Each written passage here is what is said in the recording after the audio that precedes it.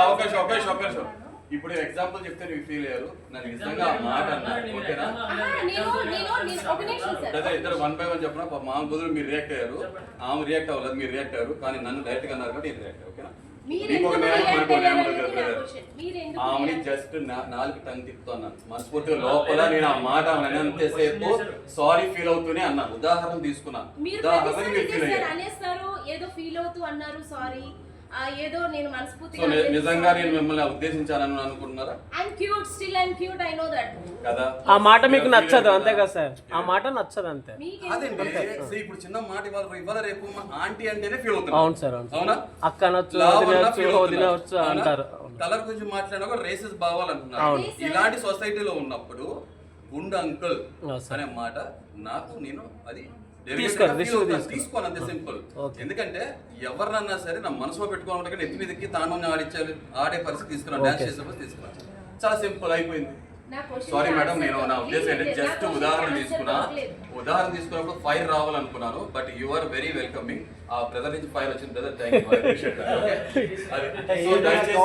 అరే brother ladies gents అందరూ సమానమే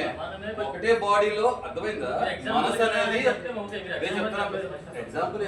నేను ముందు చెప్తాను ఎగ్జాంపుల్ అని అప్పుడు మీరు రియాక్షన్ ఇస్తారా ఎవరిగా సైలెంట్ ఉంటారు ఒపీనియన్ తీసుకునేవారు స్టాండ్ తీసుకునేవారు కదా సార్ నా క్వశ్చన్ లోనే ఆన్సర్ ఉంది ఒకవేళ మీరు నిజంగా బాల్డ్ హెడ్ అయితే ఫీల్ అవ్వాలి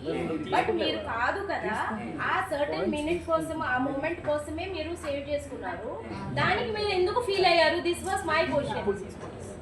ఇప్పుడు నా బదులు హరిత గారు ఆన్సర్ చెప్తారు పర్లేదా చెప్పండి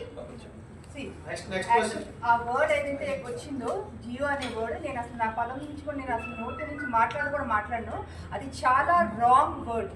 ఎందుకనంటే ఆయన సొంతంగా ఏదో ప్యాషన్తో చేసుకెళ్ళిన థింగ్ కాదు అది షో కోసమే అగ్ని పరీక్షలో షో కోసమే చేసుకున్నారు సో ఆ రోజు డేర్ ఆర్ డై చాలా టాస్క్లు జరిగినాయి ఎవరు డబ్బులు వేయించుకోమన్నారు బిర్యానీలు తినమన్నారు ఎవ్వరు కూడా టిల్ టుడే ఆ టాస్క్ ఎవ్వరు కూడా ఆ డేని ఎవ్వరు కూడా ఇమోషనల్గా ఫిజికల్గా ఎవ్వరు క్యారీ చేయట్లేదు he is the only person who is carrying and even stage మీద కూడా మీరు షోలో ఉన్నంత వరకు మొత్తం మీరు ఇలానే ఉండాలి అని చెప్పేసి నాకు అన్నారు I'm the man of my word అని చెప్పి అలా చెప్పినప్పుడు ఎందుకంటే అగ్ని పరీక్ష నుంచి షో లోపలికి వెళ్ళేలోగా మళ్ళీ 3 times ఆయన మళ్ళీ క్లీన్ షేవ్ చేసుకోమంటే కూడా ఇష్టం లేకపోయినా చేసుకున్నారు only because of show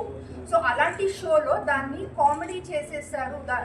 emotion and the physical thing what he has carrying it for the show purpose ఆ షోలో దాన్ని కామెడీ చేసేసారు సో డెఫినెట్గా అది he doesn't deserve that word ఆ జియో అనే వర్డ్ నేను ఇవాళ వరకు నా నోటంటే నేను అసలు వాడలేదు వాడను కూడా అండ్ వాడే వాళ్ళకి డెఫినెట్గా ఆన్సర్ అయితే ఇదే ఉంటుంది ఓకేనా సరే నెక్స్ట్